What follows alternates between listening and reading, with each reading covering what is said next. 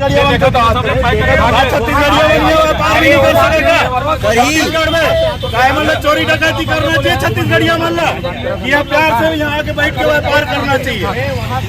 ये कोई तरीका नो है। नगर निगम पूरा भूतपूर्व प्रदेशीय विधायक के इशारा में चलत है, मन के इशारा में चलत है। यहाँ छत्तीसगढ़िया मन ला चोरी डकैती करे पर मजबूर करत है ताकि ओमन यहाँ अपन जीवन यहाँ पर रोजी रोटी मत कर सके। ये साजिश है घर मन के।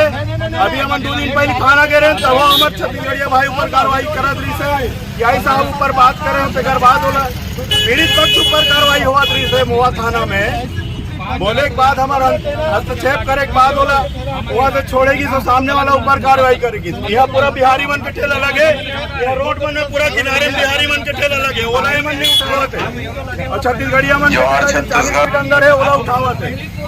ये में छत्तीसगढ़िया क्रांति सेना पूरा आंदोलन करी निगम के घेराव करी। निगम के